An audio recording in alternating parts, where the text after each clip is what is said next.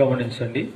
ఈ యొక్క సందర్భంలో కీర్తన గ్రంథము 84వ అధ్యాయంలోని కొన్ని వచనములను మనము చూసి ముందుకు వెళ్తాం. ఈ 84వ అధ్యాయం మొదటి వచనాన్ని, రెండవ వచనాన్ని మనం చూస్తే, సైన్యములకు అధిపతికు యెహోవా, నీ నివాసములు ఎంత రమ్యములు. యెహోవా, మందిరావరణములు చూడవలనని నా ప్రాణం ఎంతో ఆశపడుచున్నది. అది సమస్యలిచ్చున్నది. జీవముల దేవుని దర్శించుటకు నా హృదయమును, నా శరీరమును ఆనందముతో కేకలు వేయుచున్నవి. గమనించండి, ఇక్కడ అనగా 84వ అధ్యాయం కీర్తన గ్రంథంలో మరి భక్తుడు ఈ 2-3 వచనాలని మనం గమనిస్తే దేవుని మందిరాన్ని గూర్చినటువంటి సంగతిని ఇలా చెబుతూ ఉన్నాడు. తాను తన యొక్క స్వకీయ అనుభవంలో తాను పలుకుచున్న మాట ఏమిటంటే, సైన్యములకు అధిపతి యెహోవా, నీ నివాసములు ఎంత రమ్యములు. యెహోవా, మందిరావరణములు చూడవలనని నా ప్రాణం ఎంతో ఆశపడుచున్నది అని అంటున్నాడు.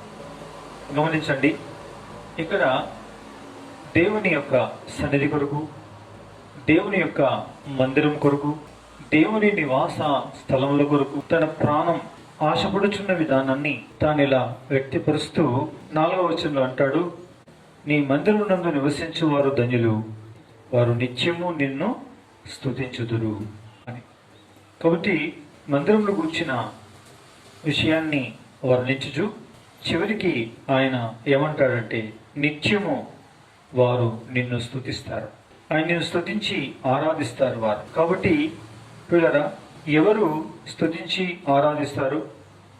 ఆయన నివాసాలు ఎంత రమ్యములని రుచి చూసిన వారు, ఆయన మందిర ఆవరణములను చూడవలని ఆశతో కనిపెట్టిన వారు, అలా జీవగల దేవుణ్ణి దర్శించుటలో వారి హృదయమందు ఆనందించి సంతోషించిన వారు, కేకలేసిన వారు ఆయనను ఏం చేస్తారండి? స్తుతించి ఆరాధిస్తారు. కాబట్టి నా ప్రియమైనటువంటి వాళ్ళరా, ఈ భక్తుని యొక్క అనుభవం మేరకు దేవుని యొక్క నివాసములు తను అనుభవించి చెప్పుచున్న మాట ఏమిటంటే, దేవా, నీ నివాసములు ఎంత రమ్యములు, నీ నివాసములు ఎంత రమ్యములు. కాబట్టి ప్రభు యొక్క నివాసములు రమ్యములు అని అన్నప్పుడు ప్రియమైనటువంటి వాళ్ళారా, ఈ భూలోకములో అక్షరానుసారమైన మరి నివాసముల విషయమై మనం చూస్తే, ఇక్కడ కోరహు కుమారులు రాసిన కీర్తనగా వారి అనుభవంతో వారు చెబుతున్నటువంటి మాట నివాసములు ఎంత రమ్యములు అని. సరే, మనం ఈ ప్రకారంగా చూస్తే లోకములో ఉండే దైవాలయాలు, మరి లోక జనులు వెళ్ళి దర్శించుకునే ఆలయాల యొక్క శోభ, వాటి అలంకరణ, దానంతటినీ మరి చూసినప్పుడు పిల్లరా, మరి వాళ్ళు ఎంతో ఘనంగా చెబుతూ ఉంటారు.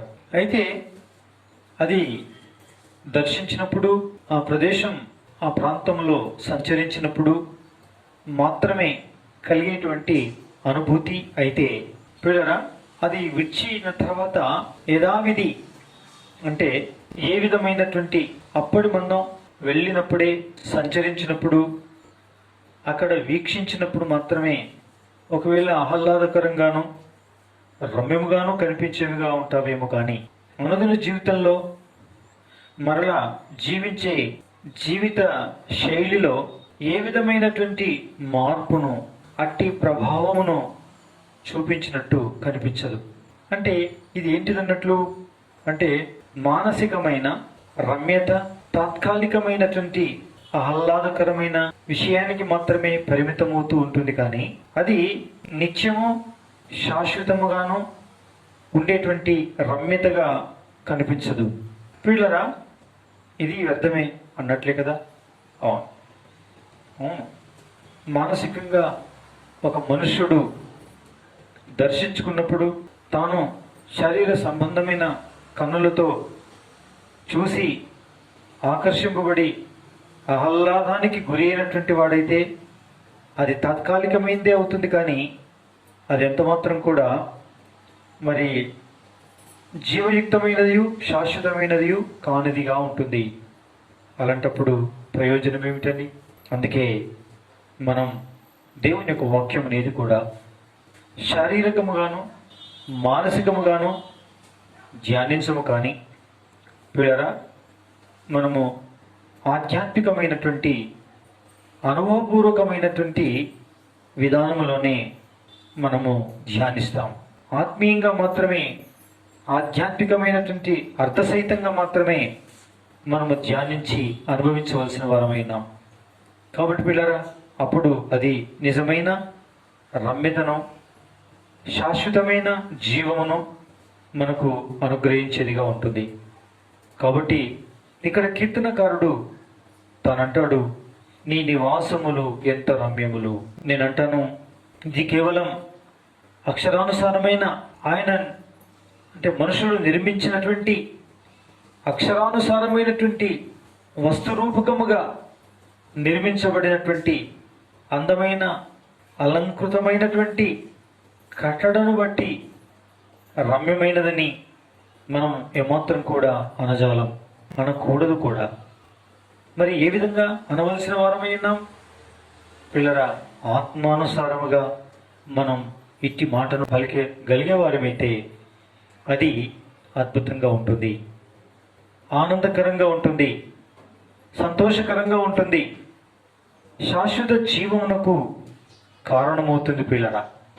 అందుకే మనం ఆత్మీయంగా తలంచు వారమై, అనుభవించిన వారమై ఉండవల్లని మనం హెచ్చరింపబడుతున్నాం. కాబట్టి ఇప్పుడు నీ నివాసములు ఎంత రమ్యములు అనేటువంటి ఈ విషయం పిల్లరా కేవలం అక్షరానుసారముగా మాత్రము కాక ఆత్మీయముగా మనం అనుభవించేవారమై ఉండవలనని, అలా అనుభవించినటువంటి అనుభవం కలవారమై ఆయన్ని ఆరాధించాలని, స్తుతించాలని ప్రభు కోరువాడై ఉంటున్నాడు. కొద్దిమంది ఇలా ఆరాధిస్తారు. ఏమని అంటే, ప్రభువా, నేను పెందలకడని లేవగానే నిన్ను స్తుతించుచు నీ సన్నిధానములో గడుపుచు నీ ముఖ దర్శనాన్ని చేసుకోగలిగే భాగ్యమును నాకు అనుగ్రహించావు, స్తోత్రం. నీ సన్నిధి యొక్క మాధుర్యాన్ని నేను అనుభవించగలిగే భాగ్యము నాకు అనుగ్రహించావు, స్తోత్రం. నీతో పరస్పర సంభాషణ చేయగలిగే కృపను, ఆ భాగ్యాన్ని నాకు ఇచ్చావు, మీకు వందనములు. ఈ దినమంతా నేను ఏం చేయవలేనో నీతో పరిష్కారముగా నీ సన్నిధానములో విన్నవించుకొని తీర్మానం చేసుకొని ఆ చొప్పుననే చేయుట కొరకై నన్ను కృతనిశ్చయునిగా చేసినందుకై నీకు వందనములు. ఇక రాత్రి వేళ దేవా, అరుణోదయాన బహు పెందలగడనే రేయి మొదటి జామున నేను ప్రార్థించిన ప్రార్థన ప్రకారముగా నీవు చూపించిన ప్రణాళిక చొప్పున నేను దినమును ప్రారంభించి ఆ చూపిన చొప్పుననే నేను దినమంతా నడుచుకోగలిగి నీ కార్యములను నువ్వు చూపించిన ప్రకారముగా ఆ కార్యములను, బాధ్యతలు నిర్వర్తించి ఈ దినమును ముగించుకోగలిగే ఒక గొప్ప భాగ్యాన్ని అనుగ్రహించావు ప్రభా, మీకు వందనములు, మీకు స్తోత్రములు అని చెప్పేవారు ఉన్నారంటే వీరిని అడిగితే చెప్తారు. ఏం చెప్తారు? ఆయన నివాసములను నువ్వు ఎరుగుదువా, ఆయన నివాసములు చాలా రమ్యమైనవి అని నీవు నీ కనులారా చూచితివా అని అడిగితే వారు ఏమి సమాధానం చెప్తారండి? అవును, వాళ్ళు ఇలా సమాధానం చెప్తారు. ఏమని చెప్తారో తెలుసండి? అవునండి, నేను ఆయన నివాసములను ప్రార్థన చేస్తూ చేస్తూ ఆయన సన్నిధానములో ఆయనతో సంబంధ బాంధవ్యము కలిగి గడుపుచూ ఉన్న వేళలో ఆయనతో సంచరించే భాగ్యాన్ని, ఆయన సన్నిధి యొక్క మాధుర్యాన్ని అనుభవించే ఆ గొప్ప ధన్యతను, ఆయన నివాసం యొక్క రమ్యతను నేను అనుభవించగలిగే భాగ్యాన్ని దేవుడు నాకు అనుగ్రహించాడండి. అక్షరానుసారంగా కాదు కానీ ఆత్మకు గోచరమైనటువంటి విధానంలో అనుభవించగలిగేటువంటి గొప్ప భాగ్యాన్ని నాకు అనుగ్రహించాడు అని చెప్పగలరు. ప్రియమైనటువంటి వాళ్ళరా, ఇది వాస్తవికంగా ఆయన నివాసములు రమ్యమైనవని అనుభవించిన వారి అనుభవపూర్వకమైన, హృదయానికి గోచరమైన విధానంలో ఆయనతో సంబంధము కలిగి ఉండినటువంటి ఈ గొప్ప భాగ్యము, ఇది రమ్యమైనది. కాబట్టి అంటే దీని అర్థం ఏమిటంటే, నేను మొన్నటి దినం తెల్లవారిన తర్వాత మా యొక్క సతీమణి దైవ సేవకురాలు ఆమెతో చెప్పాను. ఏంటంటే ఎప్పుడో లేచి వెళ్ళినట్టున్నారు అన్నది. అవును, లేచి వెళ్ళిన. ఈరోజు నా ప్రియునికి నాకు మధ్యలో సంభాషణ నూతనమైన విధానంలో జరిగినది అని చెప్పాను. అవునా అన్నది. ఆమెకి తెలుసు. అవునా అన్నది. ఆ దినంలో ఎటో వెళ్తూ ఉంటే కలిసి ఆ సంభాషణలో కొంత భాగం ఇప్పటికీ ఈ పూటకి ఈ సమయానికి నెరవేరినది అని చెప్పాను. అవునా అంతే. ఎక్కువ మాట్లాడదు, అంటే ఇలాంటి మాటలు మాట్లాడదు, మిగతా సార్ చాలా మాట్లాడుతుందిలే. కాబట్టి అవునా,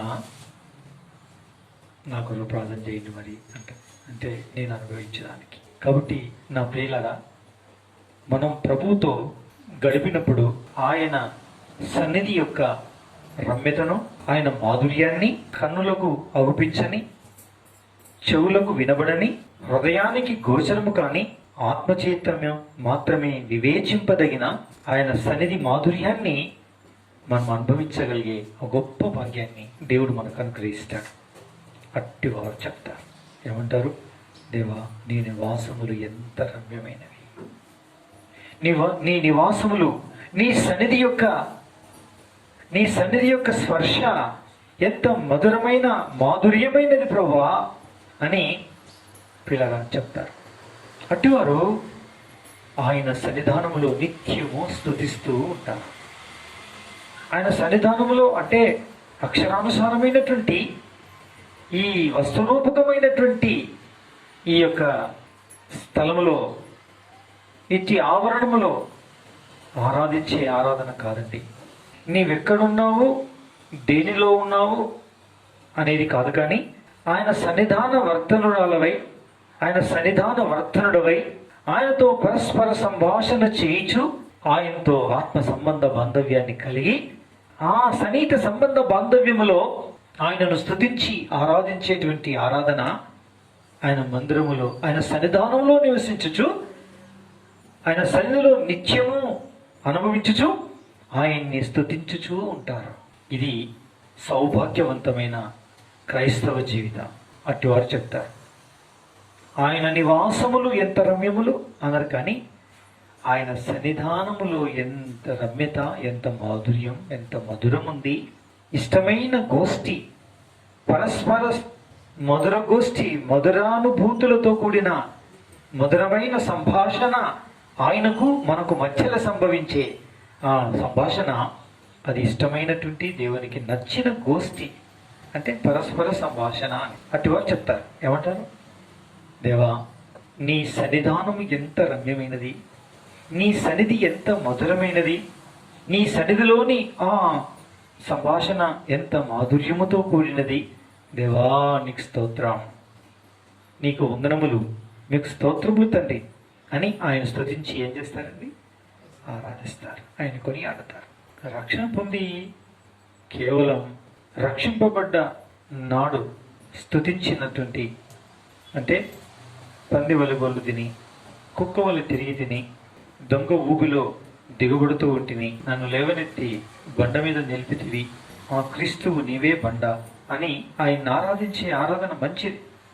కానీ ఎప్పుడు ఎల్లకాలం మన జీవితంలో పొరలే బురద, మరి దిగబడుతున్నటువంటి దొంగ ఊబి, మరి తిరిగి కుక్క తిరుగుడు అనేటువంటి మాటలు తప్ప అంతకు మించి మనలో నూతనమైన అనుభూతితో కూడిన ఆరాధన చేయగలిగే వారంగా లేని ఎడల ఏం ప్రయోజనం అండి? అందుకే మనకు దేవుడికి వ్యక్తిగత అవినాభావ సంబంధ బాంధవ్యం, ఆయనతో ఇష్టాగోష్ఠి అనగా ఇష్టమైన మధురమైన సంభాషణ అనేటువంటిది దినము గడిచిన కొలది ఎక్కువవుతూ ఆయనతో వ్యక్తిగత సంబంధ బాంధవ్యమును మనం పెంపార చేసుకోవడం మన విద్యుత్ ధర్మం. ఎందుకు? పాపిష్టి లోకానికి దినం గడిచిన కొలది దూరం అవుతున్నాం. మన ప్రియుడైన యేసుక్రీస్తు ప్రభు వారితో సదాకాలం ఆయన సన్నిధానంలో ఉండడానికి సమీపం అవుతున్నాం. అంటే ఈ లోకం వదిలిపెట్టడానికి, దేవునికి దగ్గర కావడానికి, అంటే లోకం దూరం కావడానికి, దేవునికి దగ్గర పడే కాలం వయసు మీద పడ్డ కొలది ఎక్కువవుతూ ఉంది. కాబట్టి మనం మన ప్రభుతో ఉండే సంబంధ బాంధవ్యాన్ని ఏం చేసుకోవాలి? మన రిలేషన్షిప్ని, ఆ దేవునితో ఉండేటువంటి సంబంధ బాంధవ్యాన్ని అభివృద్ధి చేసుకోవాలి, సన్నిహితం చేసుకోవాలి. లోకానికి దూరం అవుతూ దేవునికి దగ్గర అవుతూ జీవించే జీవితం కలిగినటువంటి వారు ఆయనను నిత్యము స్తుతిస్తూ ఉంటారు, ఆరాధిస్తూ ఉంటారు. ఆదివారం నాడు వాక్య వినంగానే వచ్చే ప్రేరేపణ కాదు, ప్రతి నిత్యం ఏం చేస్తుంటారు? ఆయన్ని స్తుతిస్తారు, ఆరాధిస్తారు. ఎక్కడ స్తుతిస్తారు? ఆయన సన్నిధానంలో స్తుతిస్తారు. అంటే ఇలాంటి మందిరంలోనికి వచ్చి మాత్రమే కాదు, ఆయనతో గడుపుతూ ఉండేటువంటి దాన్ని దేవుని సన్నిధిని గుర్తించి ఆ నివాసము దేవుని నివాసము మనుషులలో కూడా ఉన్నదని అనుభవించి స్తుతించే స్తుతి ఆరాధన నిత్యము స్తుతిస్తూ ఉంటారు వాళ్ళు. ఈ అనుభవం కలిగి ఉండాలి. ఇది ఆయన కోరే కోరిక. కాబట్టి రక్షించాడు, రక్షణ కొరకు స్తుతించాలి, ఆరాధించాలి, మంచిది. పాపాలు క్షమించాడు, జీవితాన్ని మార్చాడు, మన ఆత్మను నెమ్మదించాడు. వీటన్నిటిని బట్టి ప్రభువును స్తుతించి ఆరాధించాలి, మంచిది. ఆయన కల్వరి సిలువలో రక్తం కాచి చనిపోయి సమాధి చేయబడి తిరిగి లేచాడు. ఆయన రక్త పుణ్యమా అంటూ మన పాపాలు కడగబడ్డాయి, లోకం నుంచి దూరం అయ్యాం, దేవునికి సమీపస్థులమై దేవుని బిడ్డలమయ్యాం, మంచిది. దీన్ని బట్టి స్తుతించాలి, అంతటితో ఆగిపోకూడదు. దినములు గడిచిన కొలది మన యొక్క సంబంధ బాంధవ్యం ప్రభుతో మరీ ఏం కావాలి? ఎక్కువ అవ్వాలి. ఎవరికి ఎక్కువ అవుతుంది? ఆయనతో గడిపే వారికి ఎక్కువ అవుతుంది. రేయి మొదటి జామున లేచి మొరపెట్టే వారికి ఎక్కువ అవుతుంది. అంతేకాదు, అరుణోదయాన లేచి ఆయన దర్శనాన్ని చేసుకునే వారికి ఎక్కువ అవుతుంది. ఆయనతో సంబంధ బాంధవ్యమును ఎడదెగకుండా కొనసాగేటువంటి వారికి ఎక్కువ అవుతుంది. అట్టివారు ఆయన ఏం చేస్తారు? నిత్యము ఆయన సన్నిధాన వర్తనులై ఏం చేస్తూ ఉంటారు? స్తుతించి ఆరాధిస్తూ ఉంటారు. ఇది దాని అర్థం పిల్లరా. అందుకే అట్టి ఆయన అనుభూతుల కొరకు ఎక్కువసేపు కాగానే ఎప్పుడు సమయం దొరుకుతుందా అని దేవుని యొక్క సన్నిధానంలో వాళ్ళు ఏం చేస్తుంటారు? ప్రార్థన చేయటం కొరకు సమయాన్ని వెతుకుతూ ఉంటారు. అంటే కేవలం ఇంటిలోనే ఉండి రూమ్లోకి వెళ్ళే తలుపులు వేసే శాపం వేసుకొని మోకాళ్ళ మీద ఉండే ప్రార్థన చేయటం అనేది అని అనుకుంటే అలాంటి సమయం నాకు దొరకట్లేదండి, అందుకే ఈ మధ్య నేను చేయలేకపోతున్నాను అనేసిస్తాం మనం. అది కాదు. అందుకే భక్సింగ్ గారు మంచి ఉదాహరణ, మనకి మంచి ఉదాహరణ. ఆయన ట్రైన్లో ప్రయాణం చేస్తున్నా, బస్సులో ప్రయాణం చేస్తున్నా, బస్సులో అయితే టికెట్ తీసుకున్నాడా అయిపోయింది, కళ్ళు మూసుకోవడమే. ఇంకా కళ్ళు మూసుకొని మనమైతే కురుకుతూ ఉంటాం. ఆయన అయితే ఇంకా ఆయన సన్నిధానంలో ప్రార్థన చేయడం మొదలు పెడతాడు. ట్రైన్కి వెళ్ళనుకోండి, ఎక్కిన తర్వాత ఇంకా టీసీ వచ్చి టికెట్ చెక్ చేసి అయిపోయిందంటే, ఆ టికెట్ కలెక్టర్ వచ్చి వెళ్ళిపోయాడంటే ఇంకా ఆ పని నుంచి మొదలు పెడతాడు, ప్రార్థన చేయడం మొదలు పెడతా ఉంటాడు. ఇంకా ప్రార్థన చేస్తూనే ఉంటాడు. ఎక్కడికైతే ఇంటికి వద్ద చేశాడో ఆ తర్వాత అక్కడి నుంచి కంటిన్యూయేషన్ చేస్తూ ఉంటాడు, ప్రార్థన చేయటం, ఆయన స్తుతించడం, ఆయన ఆరాధించడం, అనేకుల కొరకు కనిపెట్టడం చేస్తూ ఉంటాడు. దేశాల కొరకు, రాష్ట్రాల కొరకు, దేశాల మనుషుల కొరకు, స్నేహితుల కొరకు, బంధువుల కొరకు, మిత్రుల కొరకు, ఒక్కొక్క సంఘం కొరకు, ఒక్కొక్క జిల్లా కొరకు, ఒక్కొక్క రాష్ట్రం కొరకు, ఒక్కొక్క దేశం కొరకు, ప్రపంచం అంతటి కొరకు ఎడతెగకుండా ఎంత చేసినా ఉడవని ఈ ప్రార్థన చేస్తూనే ఉంటాడు. అలా ప్రార్థన నడుస్తూనే ఉంటుంది పిల్ల. ఎడతెగని దార తెగిపోయినటువంటి ప్రార్థన దేవునితో చేస్తూనే ఉంటాడు. దీనికి రూముల్లో ఉండి నేను చేయాలి, తలుపులు వేసుకొని చేయాలంటే సంబంధం తెగిపోద్ది. ఇట్టి సంబంధం కొరకు ఆయన హృదయం ఉబలాట పడుతూ ఉంటుంది. చూసారా? అది మనం అలవాటు చేసుకోవాలి. అవును, ఆయనతో ఒక గంట సేవ్ చేసుకున్నామంటే సమయం లేదు, మనం వెళ్ళిపోవాల్సి వచ్చింది అనుకుంటే, ప్రభా ఈ దినమంతా ఎట్లా వీలైతే అట్లా మళ్ళా మిగతా అంశాలు ప్రార్థన చేయడానికి సాయం చేయి, నీతో సంబంధం కలిగి ఉండే కృపని అవుతుంది అంటే చాలు. ఇంకా ఎట్లా సమయం దొరుకుతుంది నీకు ఇంకా ఏదో ఒకరికి పని చేస్తూ ఉంటే కూడా ఎట్లా చేయాలండి? పని చేస్తూ ఉంటే కూడా ఎలా చేయాలి? ఈ మధ్యకాలంలో గంటల తరబడి 3-3.5 గంటలు ప్రయాణం కార్ డ్రైవింగ్ చేసుకుంటూ అయితే మరి ఏం చేయాలా? ఇంకంతే, మొదలు పెట్టడమే. ఇంకా మొదలుపెట్టి కళ్ళు చూస్తూనే ఉంటాయి, కాళ్ళు బ్రేకులు నొక్కుతూ ఎక్సలేటర్ ఇస్తూనే ఉంటాయి, అడ్డం వచ్చిన వాళ్ళకు హారన్ చేయి కొడుతూనే ఉంటుంది, ఇంకా నోరు చేసే పని నోరు చేస్తూనే ఉంటుంది, తలంపులు చేయాల్సినటువంటి ప్రార్థన అంశాలు ఒక్కొక్క అంశాన్ని వెతుకుతూనే ఉంటాయి. ఇంకా అలాగే ఇంకా సమయం లేదు, అక్కడికి వెళ్తే మళ్ళీ పరిచర్య. కాబట్టి ఇంకా ఎట్లా వీలైతే ఆ ప్రకారంగా అందరినీ వరుసగా ఎక్కడైతే ఇక్కడ చేసుకోవడం స్టాప్ అయిందో అక్కడి నుంచి మొదలు పెట్టడం. ఏ పని చేసేది ఆ పని చేస్తుంటే మరి ఆత్మ చేసే పని ఆత్మ చేయనా అవుతా? ఇప్పుడు నీ పని నువ్వు చేస్తుంటే ముక్కు నువ్వు పనిలో నిమగ్నమై శ్వాస పీల్చుకునేది మర్చిపోయినావు నువ్వు అంటదా? అది కూడా మర్చిపోయింది అనుకో, ఇంత ఏమవుతాం మనం? అంతే, ఈ యాత్ర ముగిస్తాం అంతే. ఇక అంతేనా కదా? అంతే. సరే, మీరు మీ పనులు చేస్తున్నారు, మంచిగా కూర్చున్నారు, నేను కూడా కొద్దిసేపు కళ్ళను మూస్తా అని నేను డ్రైవింగ్ చేసేటప్పుడు కళ్ళు మూసినాయి అనుకో, ఏమవుతుంది? వెంటనే అందరికి ఫోన్లు వచ్చేస్తాయి, పెద్ద యాక్సిడెంట్ అయిందని. అందుకే మనం మరి ఇవన్నీ ఈ పనులు చేస్తుంటే మన ఆత్మకి ఏం పని ఉంది? మన ఆత్మకు దేవుడితో పని ఉండాలి. ఏవిడితో పని ఉండాలి? దేవుడితో పని ఉండాలి. ఆ ప్రియుడితో సంభాషిస్తూ ఉండాలి. ఆత్మనేత్రాలతో ఆయన చూస్తూ ఉండాలి. ఆత్మీయమైన నోటితో ఆయనతో మాట్లాడుతూ ఉండాలి. ఆత్మ తాను తెచ్చే తలంపులన్నీ జ్ఞాపకం చేసుకుంటూ, గుర్తుకొచ్చిన ప్రతి వ్యక్తిని ఆత్మ జ్ఞాపకం చేస్తూ ఉండాలి దేవునికి. ఎవరెవరు ఏ అక్కర కలిగి అక్కర్లున్నాయని చెప్పారో ఆ అక్కర్లన్నీ ఆత్మదేవుని సహాయంతో దేవునికి చెప్తూనే ఉండాలి. ఇది అన్ని అవయవాలు అన్ని పనులు చేస్తున్నప్పుడు ఆత్మ కూడా దేవుని పని ఏం చేయాలి? చెయ్యాలి. ఈ విధమైన వారు ఏమంటారంటే, నీ నివాసములు ఎంత రమ్యములు.